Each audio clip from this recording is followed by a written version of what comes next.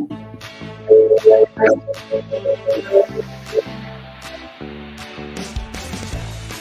welcome to the latest episode of the Dribble Drive podcast. I am your host, Austin Brender. It is episode, what are we on now, 20? I mean, this has been pretty incredible. It's been a lot of fun. We're on 19. I'll correct. Nope, we are on 20. Episode 20, there we go, of the Dribble Drive podcast. I am your host, Austin Brender. Thanks so much for listening today or throughout the series, throughout the summer and the fall. We've appreciated you being along for the ride. Housekeeping notes for you. A reminder, every episode, as you get ready for the start of the season, what's a better way to do that than to have an episode solely devoted to your team? Maybe you want to learn about other teams in the Big Ten. We've got every team previewed except for two more. Today's episode is Washington. Next Monday's episode is Purdue. Then we will have everybody covered. You can go back and listen to all the episodes. You can also watch them on the Back Home Network YouTube channel. All of those are archived in those places, so make sure to head that way if you are wanting to get caught up on Big Ten basketball. As I mentioned, Washington today, Purdue next Monday to wrap up our previews. Please like, subscribe, download, give us a rating, a review. That kind of stuff helps us. Tell a friend as we get into the season here. If everybody who's listening to us tells one friend to give us a listen, we're really going to start taking off now. I'm really excited for what we have in store for the season to come. Speaking of in-season episodes, which starts in 2 weeks from today, we have Big Ten women's basketball that counts towards your win-loss record 2 weeks from today. We are going to release every episode during the season in the afternoons instead of the evenings. We're going to aim for Mondays at noon on the Back Home Network YouTube channel. We may even try some live episodes Mondays at noon. I promised some people that we would try live episodes as the season got going. We'll get to that at some point, but noon on noon on Mondays at the Back Home Network when the season starts. So that will start in a couple of weeks. That first show, though, on November 4th, the first day of games, is going to be released on November 1st. So no episode on the 4th. It will be released on the 1st with Megan McEwen so that you guys have the weekend to listen to the preview of that opening day. We don't want to drop an opening day podcast right when the games are starting. We want to give you some time to listen to that and kind of figure out what's going on with your team. Megan McEwen will join us. That will be Friday, November 1st for the opening day. Let's talk some Big Ten news. And for the first time in this podcast's young history, we are talking about the results of a basketball game. It was an exhibition game, but Maryland got to play some basketball over the weekend, a 108-37 win over Seton Hill on Sunday. Rutgers transfer Elyn Daniels led the way, 21 points, 9 of 14 shooting. I'm one of those people, I think many are, that are excited to see Elyn Daniels in this Brenda Frese offense. She was terrific 2 years ago for Rutgers in her freshman season. Last year got off to a great start, didn't play most of the season from December on. So it will be good to see her back out there, and certainly she picked up right where she left off in the exhibition game. You're going to sense a theme here with Maryland, a lot of transfers. VCU transfers, Sarah T. Biasu scored 14 points in this one. UConn transfer, Amari DeBerry, who barely played at UConn. And that's not something like it's hard to figure out people who don't play on some of these championship caliber teams. Brenda Frese taking a chance on Amari DeBerry, and a good start to her exhibition season, 10.7 boards. Virginia transfer, Mira McLean scored 9 points and 14 rebounds. Maryland went out. They knew they had to get size. They went out and got it in the transfer portal. McLean is one of those players. And a freshman into the mix, Ava McKinney, scored 9 points. They had 3 players in double figures, and then it just kind of spread out throughout. But go back and listen to our episode with Brendan Hartlove of Maryland just a couple episodes ago. We talked about that transfer portal haul that they went out and got some bigger players. They got deeper. Basically 67%, I think, of their team is brand new this year. So Maryland going to use these exhibition games, some of these non-conference games early in the season to figure out what they have, the rotations, production, who they can lean on in different situations. Good start for them. Again, 108-37 over Seton Hill. In the first exhibition game that was in the States, obviously Maryland went overseas as well as Illinois and played some summer games on their foreign tours. But an exhibition game here in the States, Maryland wins the first one. We've got plenty more this week. In fact, 3 more coming up between now and our next episode on the 28th. You're going to see Michigan take on Northwood on Sunday. Nebraska takes on Doane. That's another exhibition game on Sunday. And then Rutgers will take on Caldwell on Sunday, the 27th. So 3 games on the 27th, some more games on the 28th, 29th, 30th, leading us up all the way until November 4th for the first day of the regular season. We will continue to dive into those results. Obviously, we'll dive further into results when there are official wins and losses that come with them. We'll find some of the stats of the games, things that determine who won, who lost. Obviously, that first day of the Big Ten is going to be loads of fun, and we'll certainly break that down as we get closer. We are 2 weeks from opening day. We continue our preview season. I mentioned that Purdue is next week. Washington is this week, one of the new schools in the Big Ten Conference. Had a chance earlier this week to catch up with Gary Hill Jr., the voice of the Washington Huskies women's basketball program, to give us the lowdown on this Washington team and what the Big Ten should expect with one of its new additions to the conference. Let's go to that conversation now. And now we bring in our latest guest to talk about our latest team here as we continue our way through preview season. It's time to talk about Washington women's basketball and the voice of Washington women's basketball, Gary Hill Jr., joining us. Gary, how are you today? I'm doing great. Thanks for having me on. It's great to be here. We're excited to have you as a part of the Big Ten, and it has been a transition off season for sure to get used to all these new teams, and it's probably going to take probably a whole season to get used to all these Big Ten matchups. But just take a moment, introduce yourself, and then Washington women's basketball, what the Big Ten's getting in this Huskies squad. Yeah, you're right. Transition is the great word for it. It is so different. As someone who grew up in the Seattle area, the Pac-10, Pac-12 that's been reality forever. So it's been a lot to get used to this new world that we live in, the new Big Ten world. So it's going to be, I think, a really interesting season and a really fun season. Washington is at a really interesting point in its history. Kind of give you a brief rundown of kind of where the Huskies are at. The Kelsey Plum era was a tremendous era in Husky basketball. It was, a lot of what you saw, what Caitlin Clark did. Kelsey Plum had a similar type career at the University of Washington. The points, the numbers were just incredible. And Washington had great tournament runs during her time. Things hit a rough patch after that. A couple of coaching changes. Tina Langley, the current coach, in her 4th year, took over. And at the time, the program was really struggling. And she's kind of built it up in a very old school way. We were kind of used to the new era of college basketball where with the transfer portal, those players, there's in and they're out. With Washington, it's been a slow, steady climb with kind of a group of young players that have all stayed together. And now a few of those players are juniors this year. Washington has improved year by year, although the Pac-12, I think, has sometimes masked that improvement. The conference, the last few years in particular, was really rugged. At times last year, there were half the conference, 6 teams were in the top 12 in the country. So it was difficult at times to really get momentum going when you're facing, I think last year at one point, there were 6 ranked teams in a row, and not just ranked, top 15 in a row. It's really hard to gain any sort of momentum. They're a team that really relies on their defense. They've been really good defensively. They're not fun to play. They have struggled offensively, and I think that's going to be the key for them this year is if they can score, they're going to be really tough. So we'll see what happens. I know the Tina Langley, our staff's really optimistic coming into this year.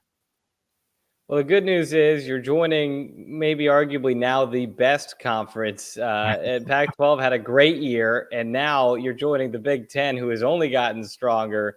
And you've got 2 top 5 teams who come over from the Pac-12. So unfortunately, the gauntlet remains in this Big Ten conference, no doubt. But it's 16-15 last year. Got also a great start, a really good start to the year for Washington. Just 6-12 though in Pac-12, and as you said, those numbers are tough because the conference was so good. What was the missing ingredient last season for Washington? They would struggle offensively.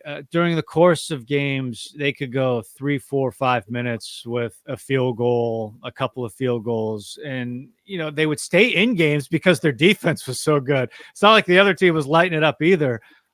They were in just about every game. They would hardly ever get blown off the floor, which is saying something in the Pac-12 because there were some high flyers last year. And they got some big wins along the way. They did get some signature victories the last couple of years, including a win against Stanford. But that was the key. It's just sometimes their offense would just dry up. I'm really interested this year.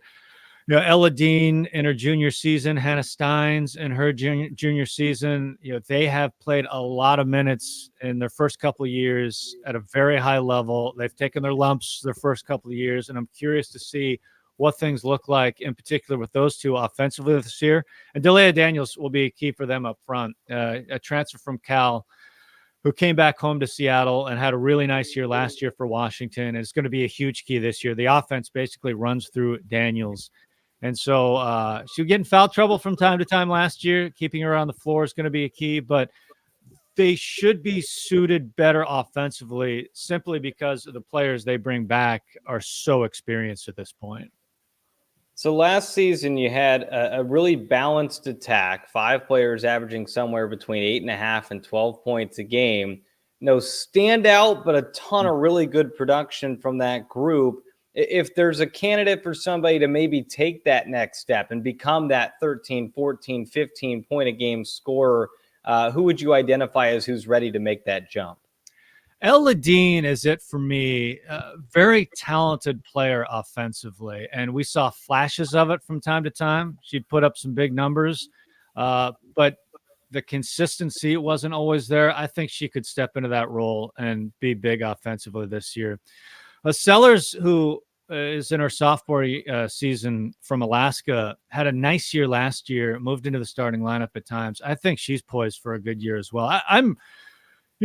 They have a top 4 that's really good between Sellers, Steins, Ledeen, and Daniels. That's a good group to build around. And, they brought in a couple players off the transfer portal that should help up front because when Daniels did get into foul trouble last year, they got really small, really fast, and teams were able to take advantage of that. It should be different this year. They have a little more depth there, which should be helpful. But Elyn Daniels is kind of the name that you should watch. What does the game look like for Elyn Daniels, and how might it translate into this new Big Ten conference? So Washington has been very deliberate offensively, and basically it's Princeton-style offense. Things run through the post with Elyn Daniels. Everything runs through her. But Elyn Daniels is the kind of player that can create on her own, which you need in that style of offense because they'll eat some clock, and sometimes you just need to find a bucket with the clock winding down. And she's one that can get you that because she can take you off the dribble. Her mid-range game is pretty good. She has a nice touch as well, but she's very creative scoring-wise, which is something they need, especially with the offense they run. And Daniels, I think, is going to have a really nice season as well. As I mentioned, everything runs through her in the post. And so she has a lot of responsibility offensively, but in her senior season, she's been through it all. She's seen everything.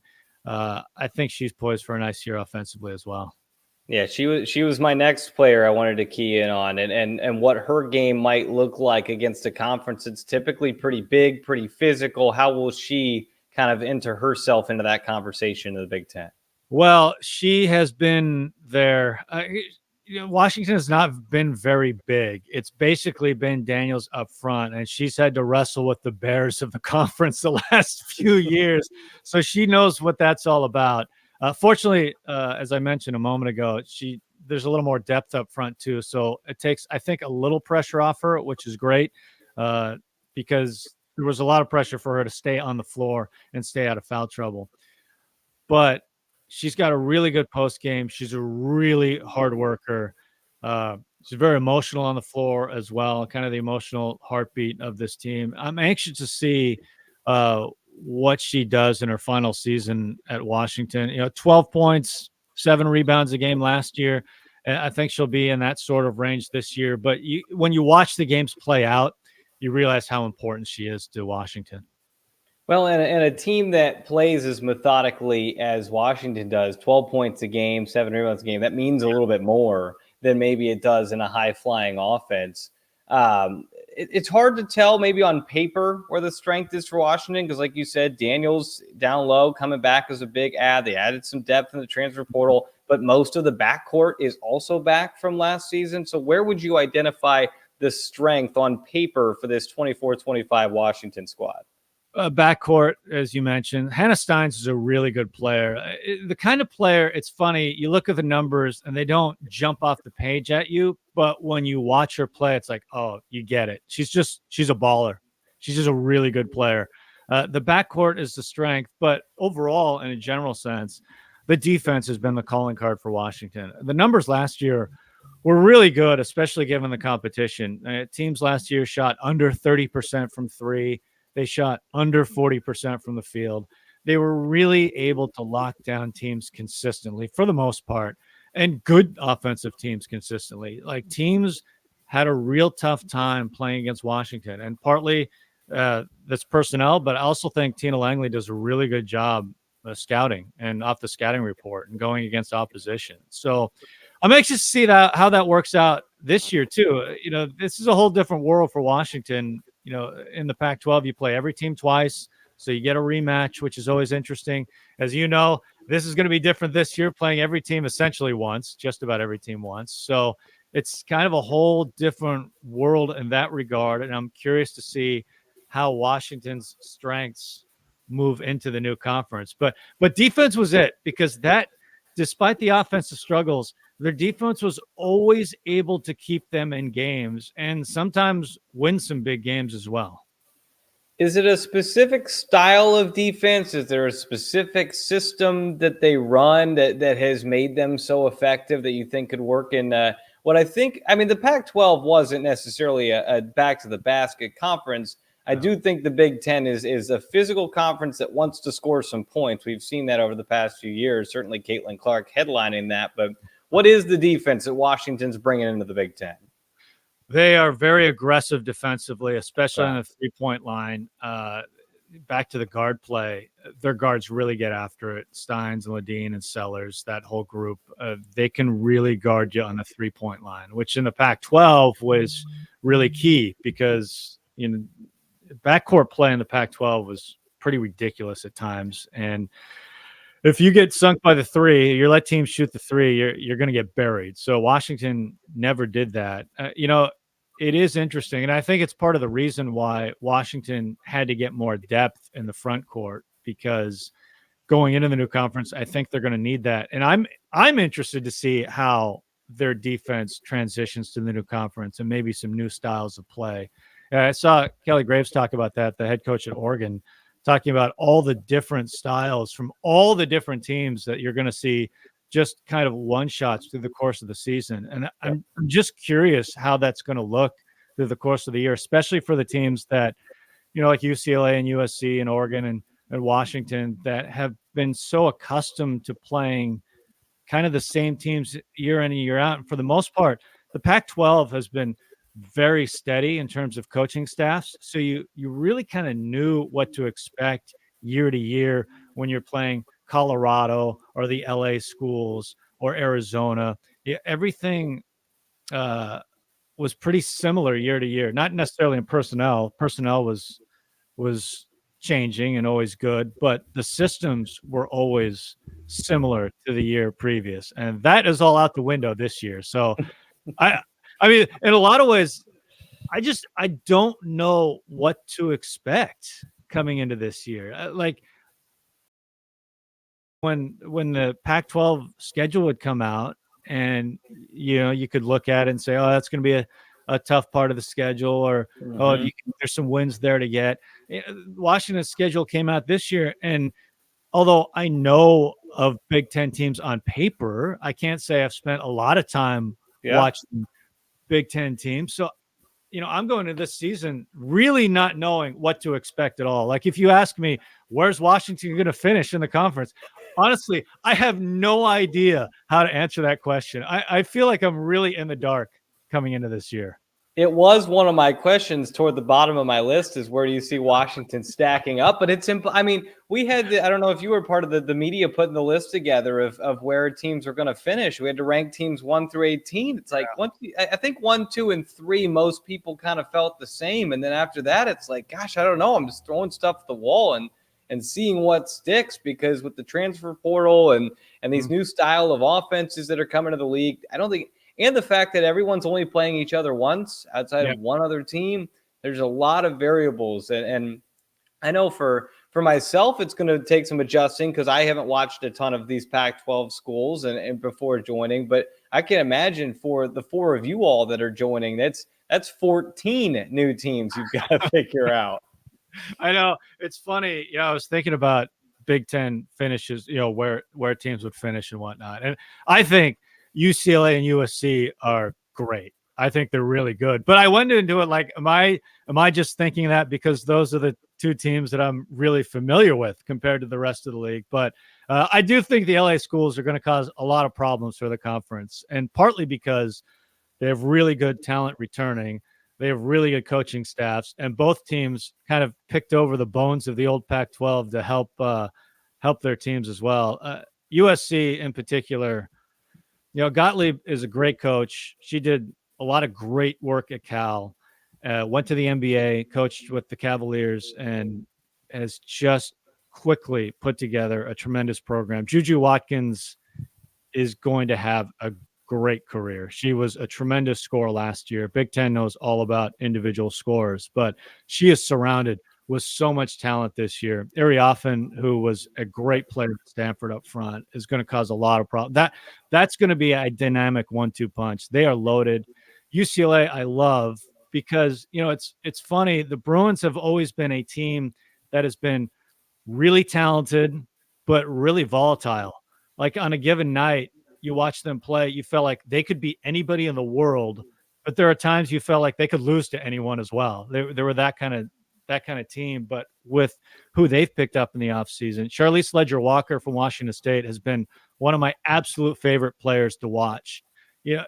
She's the kind of player where your jaw doesn't drop just with what she does individually, but when you watch her play and just put eyes on her during the game, she's just so good in so many different areas. And I think she'll be a real stabilizing force for UCLA as long as she's healthy. But I think both those schools have made such big additions to already talented teams. I think they're the 2 to watch coming into this season. Well, we had Brendan Hartlove on from Maryland, and he made the comparison to when Maryland joined the conference in 2015 and kind of set the bar of like, hey, this is where you all now have to get to. And that's what it feels like the LA schools are going to do this year is, hey, we're coming in here and we're going to set a new bar in the Big Ten, and everybody's got to catch up. So that will certainly be interesting to see the pace that they're able to set. Let's focus back in on Washington a little bit. A couple of transfers coming in. Brenna McDonald from Yale, and is it Tyra Eck or Ecke from she's from Eastern Michigan. Yeah, a little bit about their impact. Yeah, both of them are key because Daniels last year was essentially alone up front a lot. And when she needed a rest, which, happens in basketball, or she got in foul trouble, they just didn't have a lot behind her. Olivia Anderson, a 6'6" freshman at the time, now a sophomore, got some minutes, but they really would get exposed sometimes with her off the floor. So those 2, I think, are going to be really key to add depth and also production up front. Because as we mentioned, this is a conference where you've got to be solid up front or you can get exposed pretty fast. So I think, not only big bodies up front, but veterans. They've played a lot of minutes, which is good because, it's funny. You look at this Washington roster, and to me, they still feel like a young team, even though Sellers and Steins and Ledeen have played a lot of minutes now. But now you add some bodies up front with Daniels and a couple of veterans coming in. That's a lot of college basketball that they've played, and they're going to need it in the rigors of this conference. And when I think about this conference as well, something we haven't talked about is I'm also curious to see how the travel aspect plays out for Washington. I mean, this is going to be, I think, really tough during the course of the season. Winter travel, 2 game trips, a lot of miles, a lot of different trips. It's going to be, road basketball, as we know, is difficult on its own. I think it can become even more difficult when there's a lot of travel involved. And as we know, that time of year, with flight delays and weather and everything else, that's thrown into the mix as well, which is going to make things, I think, more challenging for not only Washington, but for Oregon as well, specifically. Yeah, there's no doubt it's going to be a lot of unpredictability when it comes to the travel. None of us know necessarily. I mean, we're seeing it a little bit in college football. The teams having to travel a long way each direction are struggling, and that's I don't know if that's all the travel, but it certainly is an ingredient. Did you guys in the Pac-12, did you do a decent amount of those pair road trips when you'd go to Arizona or LA and that kind of stuff? Yes. Actually, Pac-12 travel was pretty great because essentially what you would do is you would fly to LA, you would play USC, day off, play UCLA, fly home. You fly to Arizona, you play ASU in Phoenix, you fly to Phoenix, play ASU, drive to Arizona after a day off, come home. And it was like that with Cal and Stanford. The only difference was Utah and Colorado. You had to fly in between. But most Pac-12 trips, you fly to one big city and play 2 games and fly home. And weather was not a problem, except for Colorado. Boulder would be pretty unpredictable. But weather, LA area, weather, Oregon schools, weather was always easy. But travel in the Pac-12 was pretty easy for the most part. And you knock off 2 games, come home, and then you're on the road every other weekend is kind of how it would set up. It was really easy because the schools were aligned. So this is all different this year. And in fact, I think you see it reflected on what Washington thinks, because when you look at their schedule, they're basically staying home for the most part in the non-conference, outside of a trip to the Bahamas and a quick trip to Montana. Outside of that, it's basically all home games. And I think that's definitely on purpose and pretty necessary, I think, given the rigors of the conference. Yeah, Oregon's doing the same thing. I don't think Oregon has a single game outside of the state of Oregon in their non-conference schedule. It's honestly been a theme across the Big Ten as we've gone through these previews, talking to people about their non-conference schedules. It's a lot of home stuff. I mean, here in Indiana, we go to Butler, which is a 45-minute bus ride, and then we're going to the Bahamas as well for the Battle for Atlantis, and that's it. So there's no true road games outside of a game in Indianapolis. I think teams are kind of realizing the rigors of this upcoming season with not only the travel, but with how good the conference is going to be, that you don't need to go seeking those RPI boosters in the non-conference because you're going to get them all season long. Yeah, and it's what Washington did last year. You referenced their non-conference schedule, and they knew, and it's going to be the same this year going into the Big Ten. They knew they're going to get everything they want in the conference. The conference is loaded. Wins are going to be hard to come by. There are going to be no gimmies through the course of the season. So you want to stack up wins in the non-conference. And they did that last year. They're going to try and do that again this year when you look at the schedule. And I think that's a pretty smart strategy given what the conference is going to look like. Yeah, I think it makes a lot of sense the way teams are kind of handling these non-conference schedules. I think you'll see that be a theme as we go. When you look at Washington's schedule, what are some of the places you're excited to check out here in your first year of the Big Ten? I will say the 2 that I was most excited about are not on the road schedule this year, and not just because I'm talking to you, but I was very excited to go to Indiana. I've never called a game there. I would love to do that. I wish they were on the schedule this year, but hopefully next year. I was also anxious to see Wisconsin because I've never called a game there either. It's cold. It's really cold in there. There's an ice rink underneath the gym. So every time I go to Wisconsin, it's the only place I layer up because it gets very cold in that gym. Okay. That's good to know. There's a place that around here that some non-conference games have been played in where there's an ice rink underneath. And I've learned that you want to go double socks for games like that because my feet would get cold. So thank you for that tip. That's great.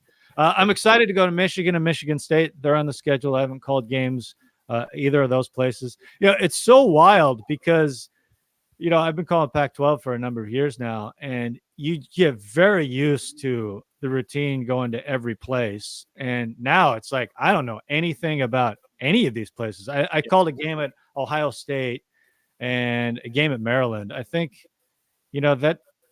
that's it. Those are the only places I think I've been to. So there's so much unknown from Mhm. just me traveling around, which I'm anxious to see. It's all the places that and you've seen on TV and Yeah. whatnot. We just haven't been to in person. So it's funny because Washington has not crossed over with the Big 12, Big 10 very often on their schedule. It's something that hasn't happened a lot the last few years in non-conference for whatever reason. So it's all unfamiliar territory. Yeah, nobody wants to hear the little violin from us as we complain about the new things. But I mean, it is like when you go to a place you've never been, you're like, okay, where do I sit? How's the internet connection? Where's the power? What's my angle like? Am I going to be able to get coach post game? Like there are a lot of things. And I know when I talked to Dave from UCLA, he said that everywhere in the Pac-12, you guys sat on the court. Yeah. Yes, that's right. Except, it's funny at Washington at home, I sit kind of above, but the road Okay. sits down on the floor, which, it's funny. As much as sitting on the floor is great, I'm kind of mid-level at home. I actually prefer that view just because I feel like I can see everything instead of, this is the part that no one cares about. But half the time I feel like when I'm on the floor, I'm doing this stuff, trying to look around the coach who is in front of me and the official, and I'm trying to, it's kind of enjoy the view up top. But yeah, most places in the Pac-12 are right on the floor. Well, Kristen was just on from Ohio State. She called it the oblique workout when you sit on the floor because you're always twisting and turning your body to try and look around your coach or an official or something. You'll like Bloomington then because we're about 5 or 6 rows up. Oh, nice.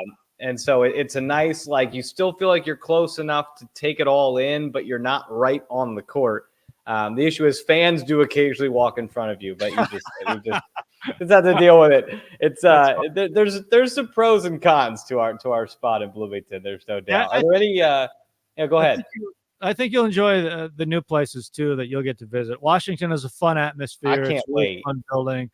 I have loved Oregon's atmosphere through the years. I know they haven't been as good the last couple of years, but when they were rolling, like when the year got banged because of COVID, I thought they were on their way to a national championship with Sabrina. That was Sabrina's last year, right? Yeah, it was her last year. They had 3 WNBA players at the time, and they were cooking. They were unbelievable, and it's kind of unfortunate how it's turned out since then. They've had so much turnover, and they didn't even get a chance to play for the national championship that year. But they've sold out their building a ton. It's a really fun atmosphere. And then, of course, UCLA with all their history is a great place to go to. Yeah. So you'll enjoy it. I can't wait. We got the Pacific Northwest this year, so we'll be heading up your way in late January. It's a spot in the country I've never been, so I'm excited. It was before my time, but the Hoosiers played at Oregon in the 2019 NCAA tournament and beat Texas in the first round, lost to Oregon in the second round. But that'll be fun. I'm excited to make my way up there. Are there any like college towns or parts of the country you're excited that maybe you get to see now? I know you're a well-traveled broadcaster, so maybe there's more miles under you than me, but anywhere you're excited to check out? It's funny because I love college towns. It's funny because the Pac-12 doesn't have a lot of college towns. Washington State was a college town, I would call it. Corvallis, Oregon State, a college town. For the most part, though, it's mostly big metro areas in the Pac-12. Stanford and Cal, the Bay Area, the LA schools, and Phoenix with Arizona State. For the most part, it was all that. So it's, culturally, it's very different between a metro and a college town. And there's a lot of fun about with college towns. And so I'm enjoying just kind of the differences between what the new conference and old conference will be in terms of where we're going. It'll make travel, I think, more difficult. There is something nice about just flying into a metro area and being there. So that part is a little different, but I always love going to college towns. So I'm going to love that aspect in the Big Yeah, Ten. Lincoln's great. Happy Valley is fun. Madison's I've never been to awesome. either, so I'm excited about that. Bloomington's great. I'm biased. I live here, but Bloomington is wonderful. You will not be on the court everywhere in the Big Ten. You'll be up in the. Do you guys go to Minnesota this year? Yes. Ooh, okay, so that's the highest vantage point. You'll be up in the corner. So you have to figure that one out. When I did a game at Ohio State years ago. I felt like I was at the very top of the building, if I remember. You are Ohio State. You're basically at the top of where they put the curtains down. Yeah. Okay. Yeah. Oh, it was put you all the way up in the ice hockey press box. But I did the game from there. It was a men's game I did, and I did it from. I felt like, that was.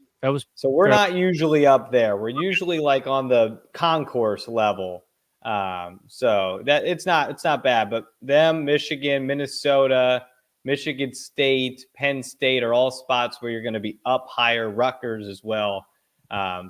And I know we'll help you through it. There's a lot of moving pieces in the Big Ten. Well, I was just talking to my broadcast partner. It's funny. This just came up a couple of days ago. Aaron Goldsmith, who he said the greatest basketball experience he's ever had calling a game was at Indiana, and he went on to describe just the tremendous atmosphere that day. He came here for a Fox game, I think, at some point, right?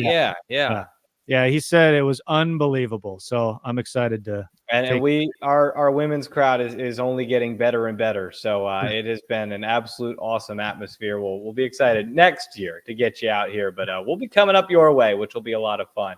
I won't end the podcast on where do you think Washington's going to end up in the Big Ten. We've discussed that. It's a total crapshoot.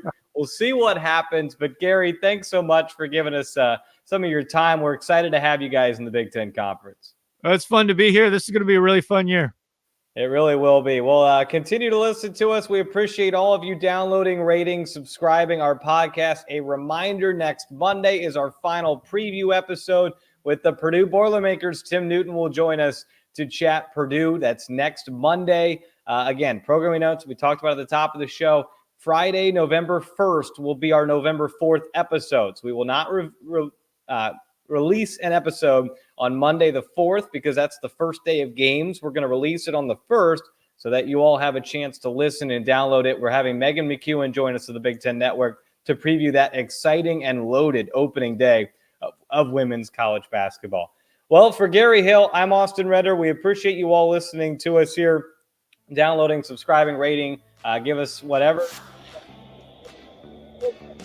This podcast is out here as we head into the season. We're looking to continue to expand our listenership. We'll see you guys next Monday here on the Dribble Drive.